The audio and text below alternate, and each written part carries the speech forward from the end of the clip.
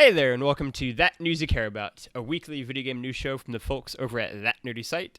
Today is Monday, December 14th, 2020, and I'm one of your hosts, Logan Wilkinson.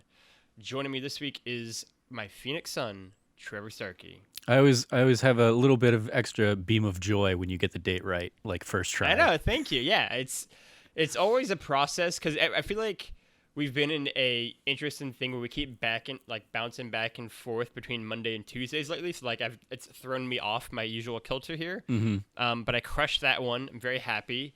One of the last podcasts of 2020 that we will do, probably, maybe, who knows? Yeah, probably. We'll do Game of the Year next. We'll do Game of the Year in January. I mean, we'll have a few more, but we'll see. Yeah, we haven't really talked about if we're going to take any time off over the holidays or or any of that kind of stuff. So I guess we probably should.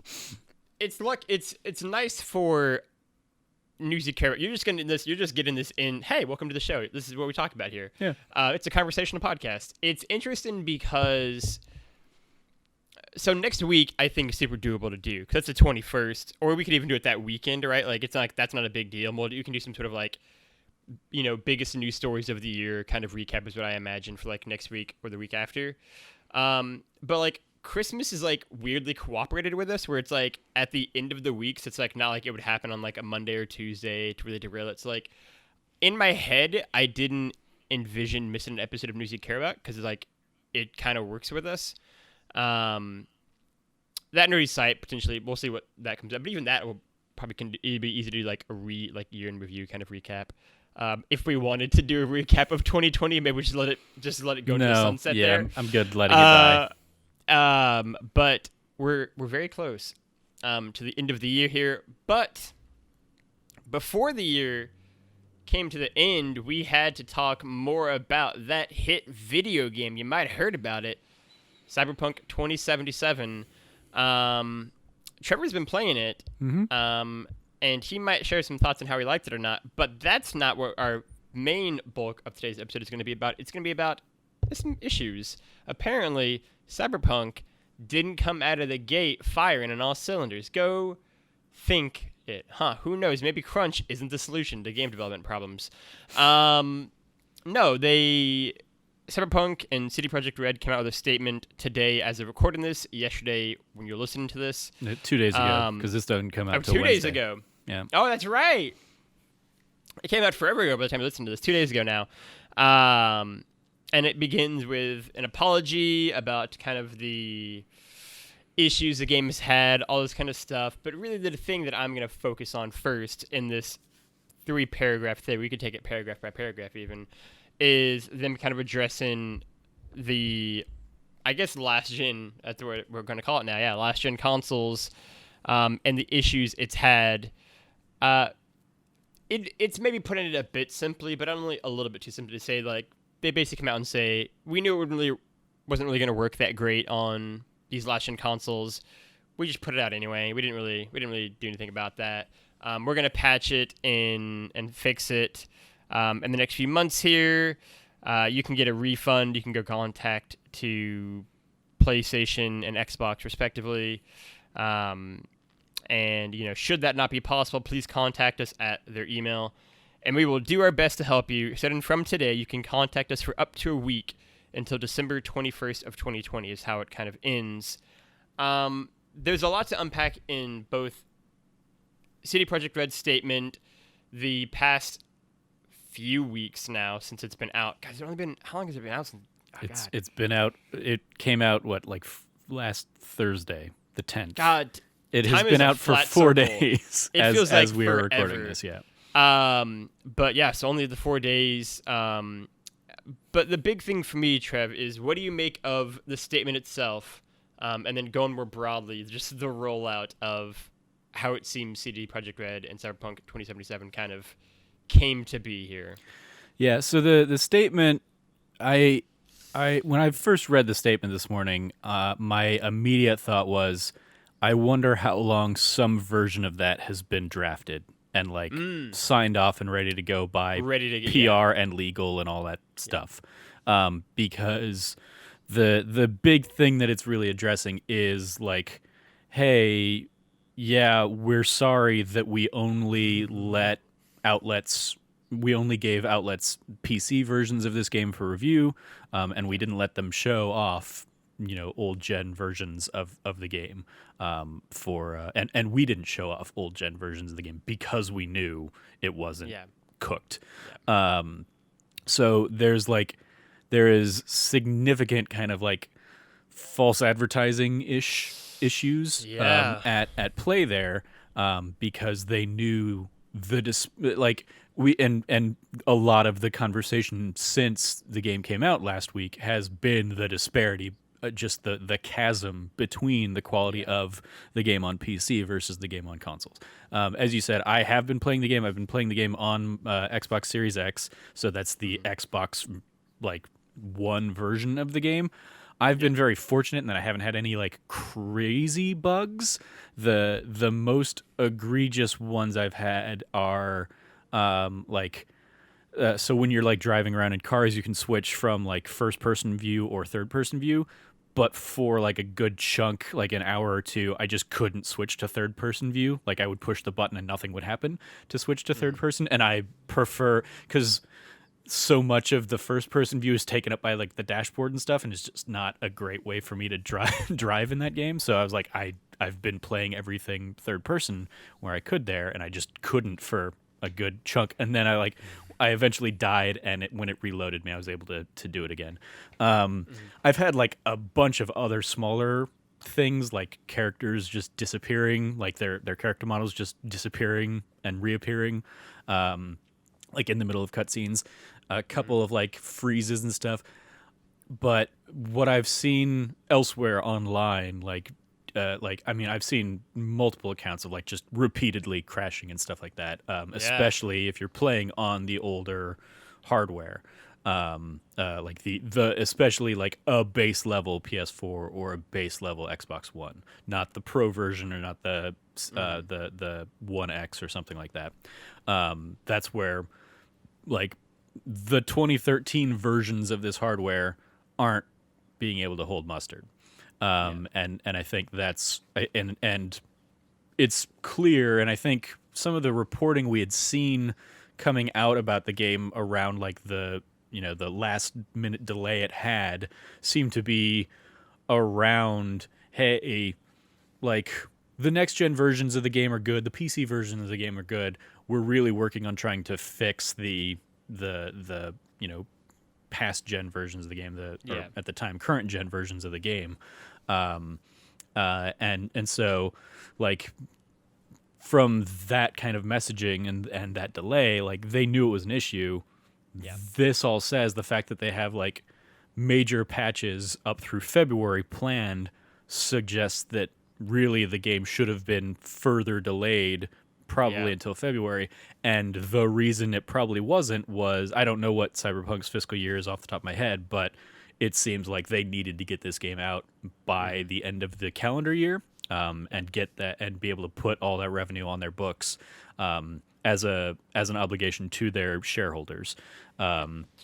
So that's, I think, was the driving factor, and they basically just did what we've seen EA do a lot in recent years of like, we're going to release it in whatever state it's in, take all the money. It had like record-breaking pre-order numbers and stuff like that. I want to say it had more pre-orders than Grand Theft Auto 5 did. Grand Theft Auto 5 obviously has had a much longer tail than I imagine Cyberpunk will have, but I want to say, like they had like 9.2 million in pre-orders or something. I thought I saw somewhere. Don't quote me on that number, but I definitely saw the numbers being like Grand Theft Auto 5 more than kinds of numbers.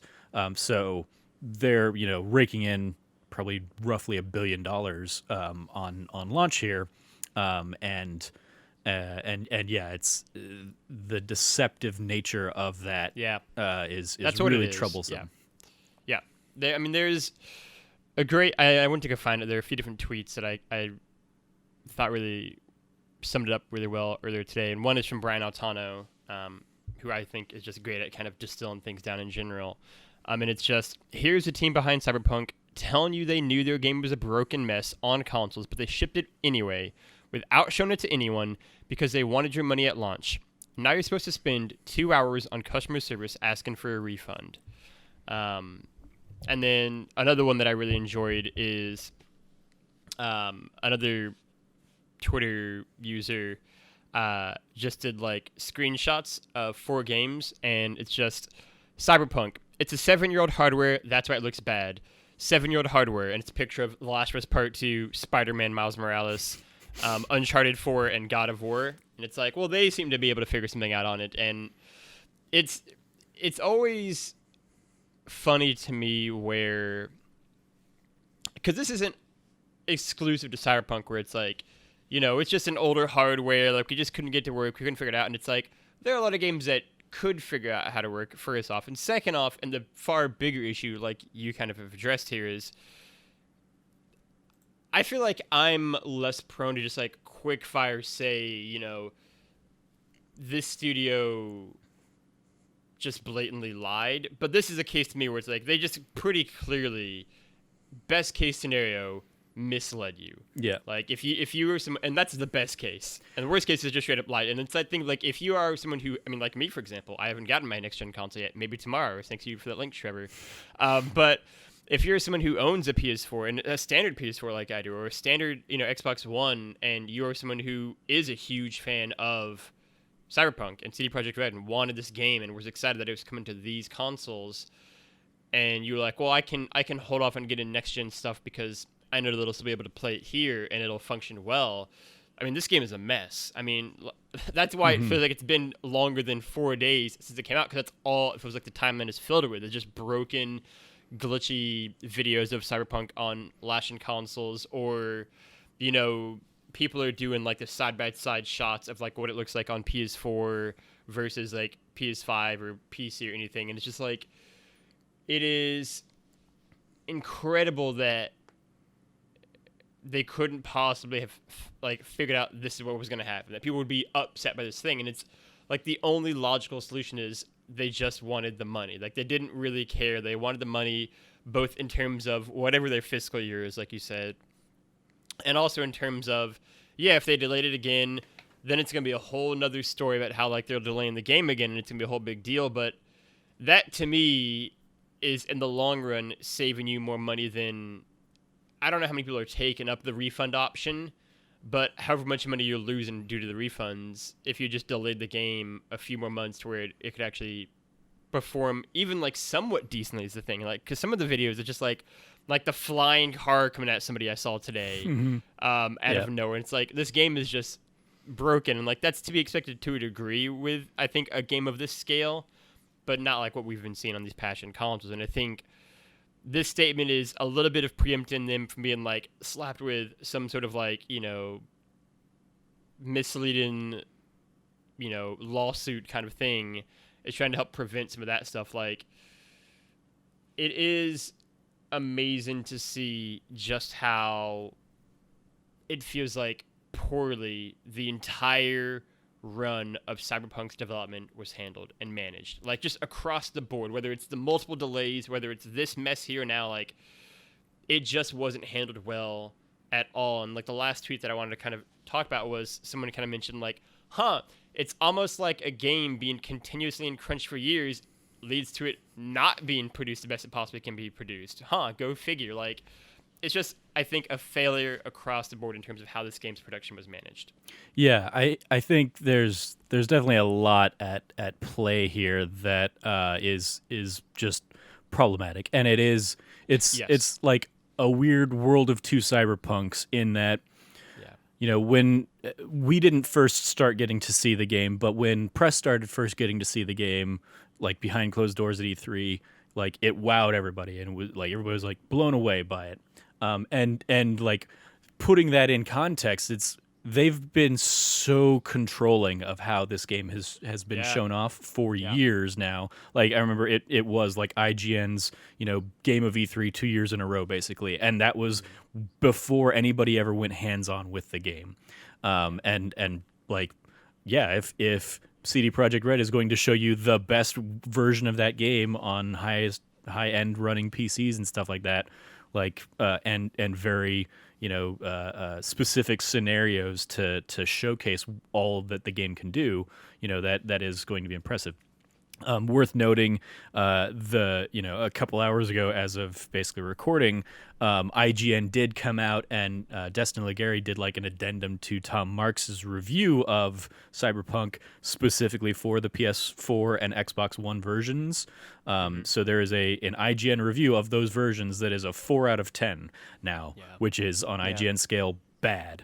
And basically it's saying like, as much as Destin has loved playing that game on PC, it is without a doubt a terrible experience on console.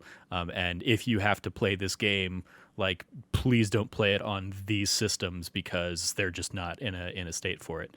And that's that is Dan Stapleton, who's the reviews editor over at IGN, like basically came out and said like, it sucks to have to do multiple versions of reviews like this, but when there is such a disparity between the versions, like it is our responsibility kind of as a site to share those kinds of issues. Like I said, I personally have not been dealing with too much on the Series X, and that's I've almost been afraid to tweet that out for fear of jinxing it, and I'm gonna hop back into the game and suddenly everything's gonna be busted and janky and whatnot. But and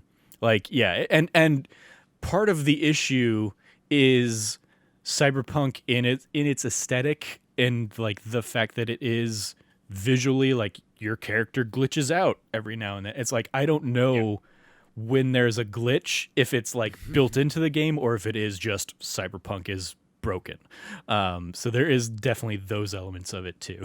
Like characters will just kind of like dart around the screen. I'm like, were you supposed to do that, or was that like a scripted moment, or was that just like jank? So like it's weird because something like The Witcher, for example, you wouldn't get away with that kind of thing. And that speaks to also like Cyberpunk, I think, or CD Projekt Red has blown up all of their goodwill that they had from The Witcher 3. I think Witcher 3 came out, and they put that little like thank you card in every box of the game saying like, hey, thank you so much from the development team. Please look forward to all this like free DLC over the coming weeks. And they did a similar thing here with Cyberpunk, but there's like no timetable on when any of that DLC stuff is supposed to be coming out, or what even that looks like, what any of that stuff is, because they're so focused on just getting you the base game playable. And that's like I've seen multiple people basically come out and say like, this is bullshit.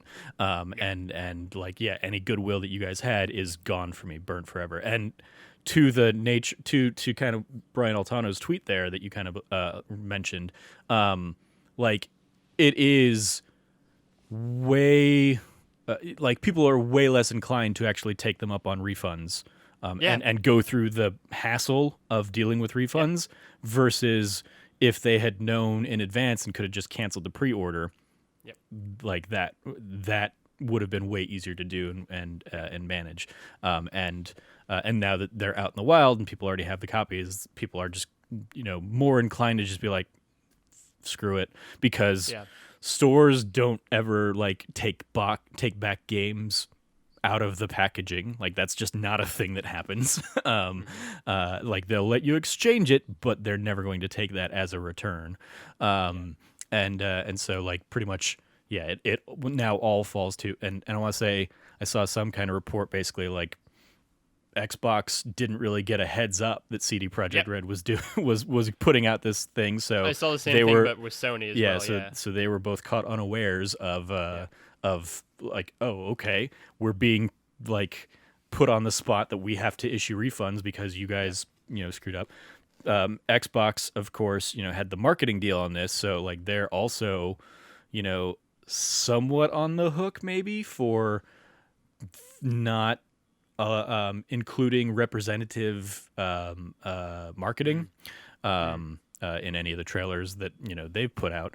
And there's a whole if anything, the fact that they're acknowledging like they're admitting faults to not showing off, the previous gen, and that might Yeah. have been a factor in people's decisions to buy the games. Like, because I want to say like of those pre-orders and those record pre-order numbers, I want to say the numbers were like 41% were pre-ordered on console, which is admittedly like a smaller percentage breakdown than I would have anticipated. Sure. I would not have expected PC to be that much higher, but I also just don't like. Clearly, PC people are gung ho for this game.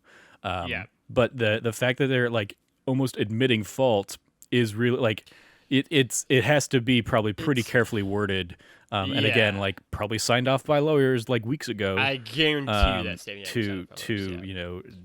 to keep them hopefully out of hot water as a result. But yeah, it's I mean, and not hopefully, like they screwed over customers, and if customers Yeah. can like take them up on a class action suit for like false advertising and false representation or whatever, then like all go crazy, go nuts. Yeah. Because yeah, it's like companies need to realize that, hey, this is a shitty thing to do. Like It's I never incredible, really yeah. paid attention to, because it's not a franchise I have any interest in, but everything I've heard about the game after the fact leads me to think like this is very much a like Aliens, Colonial Marines kind of situation. Ooh. Um, Okay. and Yeah. how Gearbox kind of like showed off very specific Yeah. iterations of that game that were not at all indicative and representative of the final product. That's a great comparison. And yeah, it's just it's a shitty situation for all involved, really. It's interesting. Like I wrote down a few different things, but like it's interesting on that end where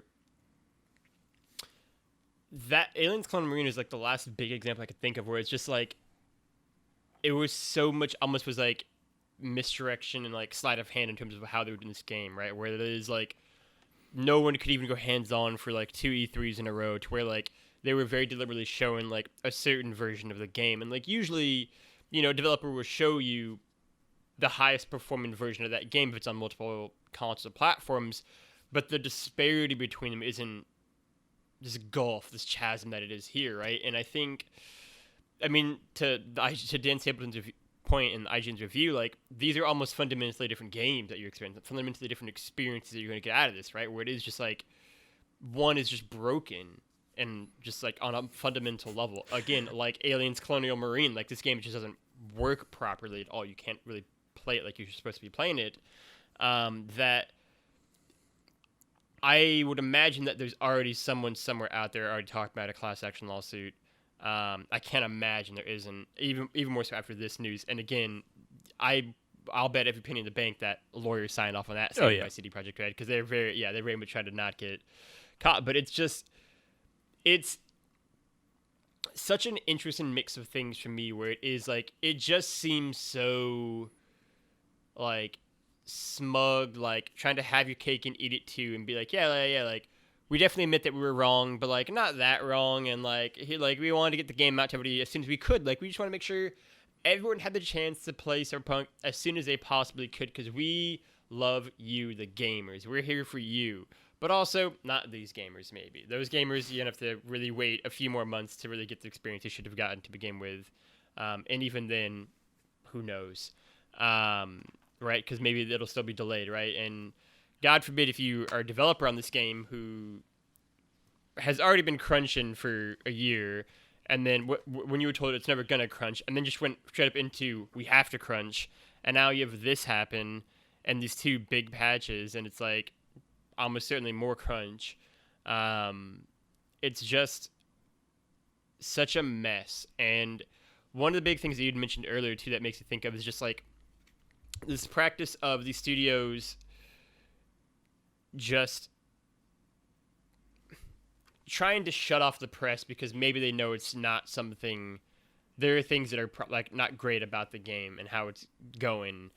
Or even just trying to shut them out, right? Like trying to ignore the press so that they can just give it right out. And like the reason that, reviews come out on the day the game launches or early is so that people do have a chance to consume that news and go, okay, yeah, maybe I do want to get that game, or no, I don't want to get the game, or I'll hold off, or I'll make any sort of slightly informed decision because this person has played the game and I know now, right? And like when you don't give reviewers a game until a day, 2, 3, 4 days in the case of a 100-hour game potentially, or even same day, like there's some developers that do now. You're essentially saying we just want the people to buy the game, and we don't want them to necessarily make an informed decision, because then maybe they won't buy the game. Yeah. And that in itself, I think, is inherently shady and not great, right? Like, Yeah, I mean, in the era of like everybody is pushing for pre-orders, reviews can only hurt a company's sales. Like, it was, what was it? Godfall was a prime example. Like, I had Godfall like pre-ordered, and then like the reviews hit for it, and I was like, you know what? Like, I have plenty of other things I'll be playing, so I canceled my pre-order for Godfall. 3 days before it would have shipped or something like that. And I was tempted to do it for Cyberpunk too, when like the news came out of like, yeah, we like reviewers only had so much time, they haven't gotten nearly enough time with it, and a lot of them did report that it's a buggy mess. Like, I already had so my Cyberpunk kind of situation is I bought the limited edition Xbox Series X Cyberpunk edition that came out back in like September or whatever it was, that like should have coincided with the original launch of the game, and so it would have been like, okay, like you've got the system and here's the code and we're gonna download the game to you right now. That got pushed, of course, but the code still worked, and so I basically had to I booted it up, redeemed the code on that Xbox Series or Xbox One X, and then just like saved it or downloaded it to my Series X and had it ready to go, preloaded. But I also got the collector's edition for the PS4. I got that version of it. I have basically the PS4 version right here on, and I have it installed and ready to go. I've not touched the PS4 version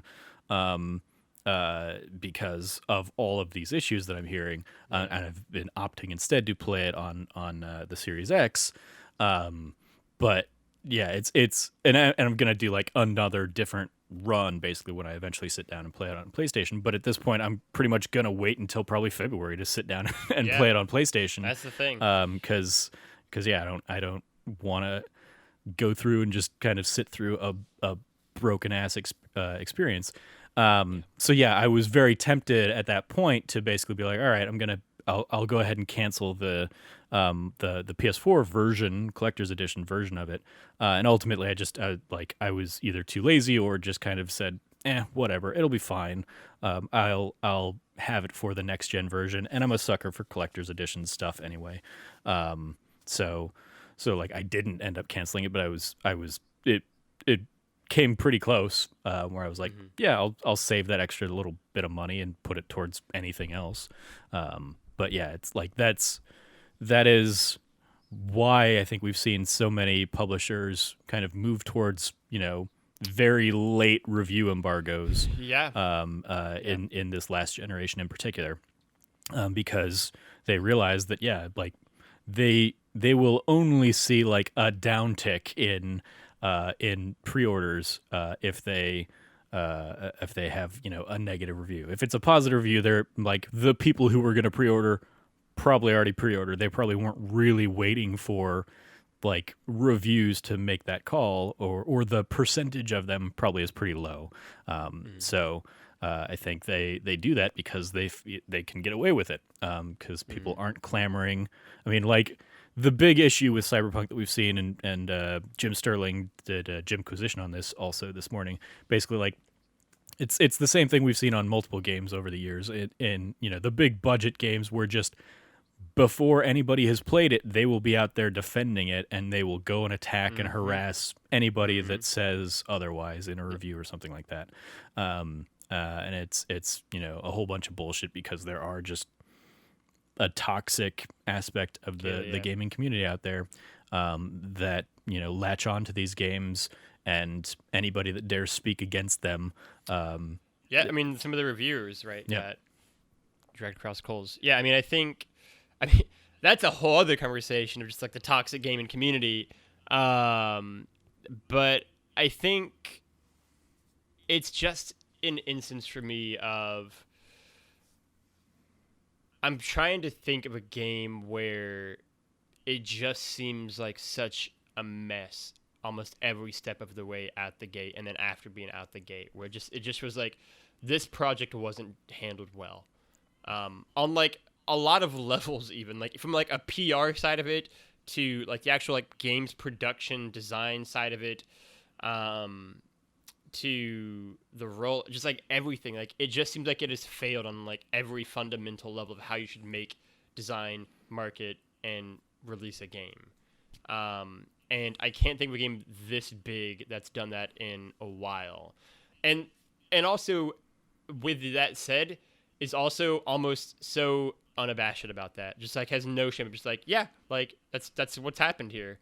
I hope you pay the $60 still. Like they just don't seem to really be that concerned. Yeah, I mean, like I would say, I mean, like we probably didn't see as much of it as we did behind the scenes because I think people like Jason Schreier and stories about crunch are just becoming more prevalent. But I would say, Anthem and Mass Effect Andromeda had Yeah, similar those are probably good. similar Yeah. issues, and God, BioWare and EA has a bad history every, of crunch. No Man's every Sky to a time, degree was like had a very botched launch in terms yeah, of like expectations versus reality kind of thing. So there's every like a time lot that of them out you there. mention Anthem, I remember that game exists. Like somewhere in my mind, I'm like, that game's gonna come out soon, right? And then it's like, it's been out for like a year and a half now, Logan, I think. And it's like, oh right, yeah, like that's a video game that's out that people have been playing for a while, and I always forget that.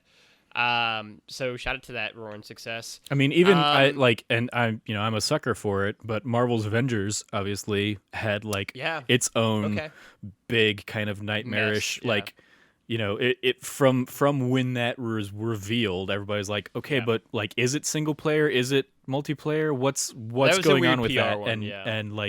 like the messaging on that game out the gate was rough, and when it was first shown it Yeah. looked rough, and that they never really recovered from that. I think the people that crapped on that game way back when still crap on that game, and we've seen there have been a lot of articles that have come out in since its launch, basically saying like, did Square Enix recoup its investment on this, or is it has it lost a bunch of money because of Mm, Avengers and stuff, yeah. um and I think that's another case. And you know, um, I can't speak to the crunch culture of that studio, of Crystal Dynamics in particular, but I can't imagine making it an ongoing game, a game of service kind of thing. I'm pretty sure all of them have some issues with crunch, because it's not like crunching up until like now the game's out. It's crunching up now the game's out. Okay, and now we got to keep crunching for the next update, the next update, the next update. And that's what we're seeing here with CD Projekt Red. Like, yeah, Yeah. all the people that have crunched, as you kind of said, like for a year plus, who were told they weren't going to have to crunch, and who like Yeah. the company had made a big show of like, we're not going to Yeah, make that's the people thing, isn't it, crunch, right? has had to crunch, and they had to crunch an extra month when the game got pushed, and now they're saying here, yep, they're like, the game's out now, and they're still crunching to get these patches out, and yeah, they're going to take a little bit of time off for the holidays, but people are still going to be working probably through the holidays to get that January patch out, and then that February patch, and so like that team is maybe going to not have to be crunching come March. But then, like, I guarantee there's still going to be issues They that have they're to working do. on and resolving. Yeah, I was trying to find something, but it's it's one for me of just it's a mess. That's all. That's how I'll end my Cyberpunk thoughts. Is it's just a mess, and at least if and like maybe they still will. I don't think they will, just for the record. But maybe I'll be wrong, and maybe they'll do something like No Man's Sky, and it'll be an incredible Phoenix from the ashes, and they'll years afterwards they'll keep be doing great stuff for like the community and the fans and all that kind of stuff. Um, but I think they won't. I don't even think it'll be like The Witcher 3 necessarily. I just think that it's just going to be, it is what it is. If you're someone who likes... It'll be when the eventual Cyberpunk anime, because that has been confirmed that there's like a Cyberpunk anime that's coming out in 2022 or something like that. When that eventually comes out, it'll be what The Witcher was for me this year. The Witcher TV show came out at the end of 2019. I watched it. I was like, I'm gonna go back and actually sit down and finish The Witcher, and that's basically what I spent January doing. And yeah, there's still some issues in The Witcher, 4 years on, but I'm sure it was a much better experience now than it was at launch. So the person that comes to Cyberpunk in 2 years' time, when they're, excited about the game after seeing the anime or whatever, they'll check out the game, and they'll have a much better experience than the people who are playing it now are going to have. Right, yeah. But that will wrap up that conversation. Trevor has a shout out here though, from Kotaku. Trevor, give your shout out some shout out love here. So in the vein of all of this, there's right, ain't it? There's an article came out last Friday, so it came out the day after the Game Awards, basically. From Kotaku called "Games Made Under Crunch Conditions Don't Deserve Best Direction Awards." This is by Ian Walker, and this is very much basically, hey, Last of Us Part 2 is a great game, and there's a lot of great stuff going on with it, but maybe don't reward a game that had notorious crunch with best direction, because like crunch is a failure of direction. And so maybe that should have gone to something like Hades, which, as we touched on either last week or 2 weeks ago, kind of notoriously Supergiant has tried to avoid crunch, and they've tried to put things in place to avoid crunch. And the article kind of very much talks about like, hey, like Last of Us Part 2, lots of great stuff. I love this game kind of stuff, but maybe just don't reward kind of the inner workings, and that's what direction of the game means. It's not just the cinematography of the game itself. It is the people behind this game, and the direction that they put into this game was not great direction. We talked about this again a lot last week with Neil's kind of promotion and what that's going to mean for the future of the studio. In his acceptance speech, I don't remember if it was for director or if it was for Game of the Year, Neil seemed to make a veiled reference to like, we want to thank our families and loved ones for the sacrifices they've made or whatever. Like, I don't remember how he phrased it, but I got the impression of like, yeah, we crunched and like we owe our family because of that, and he seemed to maybe allude to the idea that like they were going to try and not put as much pressure on the families of their developers, but again, I will have to like see it to believe it that crunch is going to be a less prevalent thing. And if they rack up the awards like they did at the Game Awards, there's not really an inclination for them to not crunch, because hey, look at all these accolades we got. Clearly what we're doing works. Right. I think it's an interesting... So like, I messaged you in Slack about this, is that I actually saw a lot of interesting conversation around this article, both on sides agreeing with it and also disagreeing with it, from developers, critics, everything, enthusiasts, whatever you want to call it. And I thought the actual kind of conversation was a little interesting. But in terms of that direct point, which is kind of what I want to focus on, I think that's true to an extent of, right, winning 7, awards at the Game Awards, probably winning quite a few whenever the BAFTAs happen, just having what is probably going to be kind of the consensus game of the year in terms of The Last of Us Part 2. Like what reason and it's going to sell well, what reason do they have to kind of change how they did things? And I think, I don't know, like it's what we talked about a little bit last week, where I am hopeful that Neil being in this leadership position, Neil's not the same. I mean, he's just not the same person that he was a decade ago, right? Like, he is older, right? And like the people who are with the studio, admittedly, the rate isn't like super, super, super high, but the people that are, like, they're getting older and they do have families and they do have these other kind of responsibilities in their lives. And, like, I could see the fact that Neil is being made a co-president. He's taken that time of being like, we're aware of the amount of sacrifices that our families have to kind of put in to help make this game happen. And we're also aware of the larger industry-wide conversation around a crunch, right? Like, games aren't made in a vacuum, and studios don't exist in a vacuum. These people don't exist in a vacuum, and, like, they're hearing these conversations. They're seeing the timelines also talk about crunch, whether it is at their studio, where it's very known for it, or other studios, right? And they've seen the piece about, Supergiant and how they're doing their things, and I don't think at the very least that, people wake up and go, I'm excited to crunch for the next 3 years of my life. Like, I don't, it's a thing that I think kind of happens due to a series of decisions or lack of decisions. But I think if you can, and you're Neil Druckmann and you're looking forward to what's going to happen next, and Neil's going to be even busier, presumably, for the next game, because you also have to worry about writing an HBO TV series too. Like, I can see him being like, I want to help make this not be how we exist forever, right? Like, I want to make this be a little bit different, right? And, like, maybe he doesn't, right? Maybe I'm giving Neil Druckmann too much credit.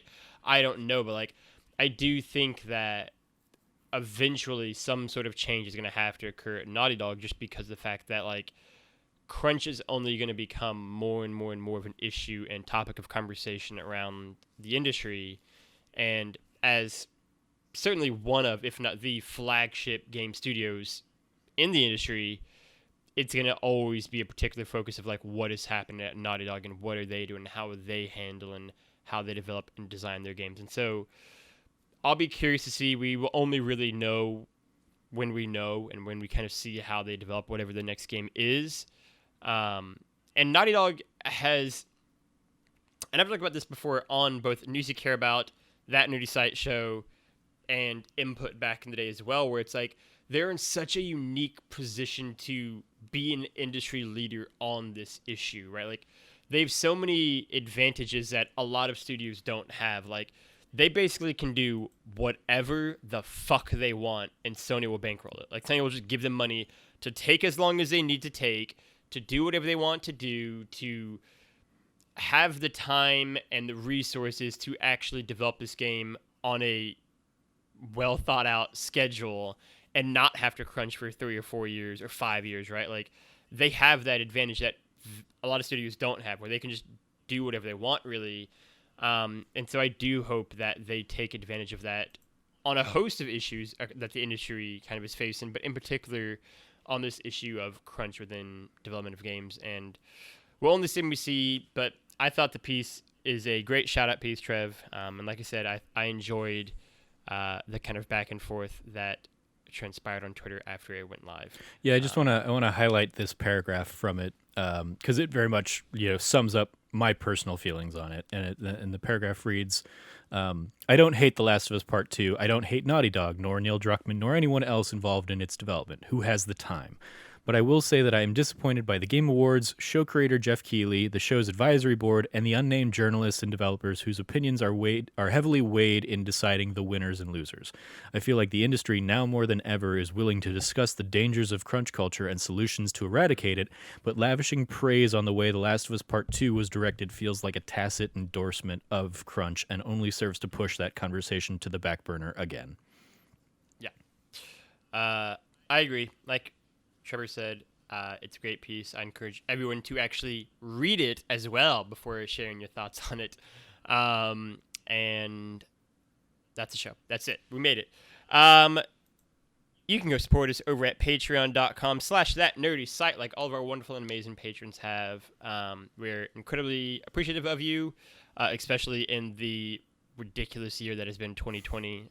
We're even more thankful of your support. It keeps the lights on and makes shows like this and like that D+ show happen. So we are very, very thankful for that. And again, if you would like to support us, you can go over to patreon.com/thatnerdysite. There are some great, if I do say so myself, Patreon exclusive episodes that we've done. It's one of my favorite podcasts that we do monthly, and so I encourage all of you to support us over there. For only $1, you get some banger episodes. You can also support us by liking, subscribing, and sharing the podcast with your friends, families, grandmas, neighbors, everyone out there. And rate and reviewing us on iTunes. It really does help as we try to get the show to more listeners and viewers now as well. You can go find Trevor Starkey at Trevor J. Starkey on the internet. Trevor, anything that you want to plug? Yeah, I will plug, you mentioned it, That D Plus show. We're doing Christmas movies all month long here in December. Yeah. And Logan and I sat down and talked about Home Alone last week for last week's such a good episode. movie. So go check that episode out of That D Plus show. Absolutely. You can go find me at Lefty Logie or Lefty Loggy, Loggy. Again, I will also second that shout out. Home Alone is great. That movie's just really good. It just makes me smile. Did you see Jared Petty basically tweeted out, I think yesterday or something, something to the effect of like, everybody has that one Christmas movie that like they hate, despite everybody else loving it, and his is Home Alone. Does he hate? He hates Home Alone. No, I didn't see this. Yeah, he's like, I have always hated Kevin. I hate that family. There's just nobody to root for. I want the Wet Bandits to win. Is basically what he said. Jared, I was like, Jared, you are a weird guy, and we disagree on a lot of things, but like this might be one of the big ones. I did not see that. That makes me sad. But I love Home Alone, and doing that D Plus show is routinely one of my favorite shows that we do whenever me and Trevor team up on that. Stay tuned for at least 2 more Christmas-themed episodes, I believe is the plan of that D Plus show. Nightmare of Elm Street will be this week's. Close. That's how we record them. Nightmare Before Christmas. That makes more, yeah. Nightmare on Elm Street. Okay, that's a. But that'd be a hell of a Christmas movie.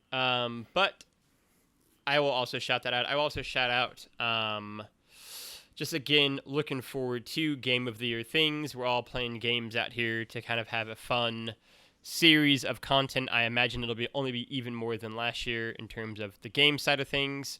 And I'm excited to dive into all that. I'm also starting to play through some games for Game of the Year. I know Trevor is as well. He just plays games. And so stay tuned for that. You can find That Nerdy Site at That Nerdy Site all across the internet. Trevor, thank you for your time. Always a pleasure. And until next time, play your games and be good to each other.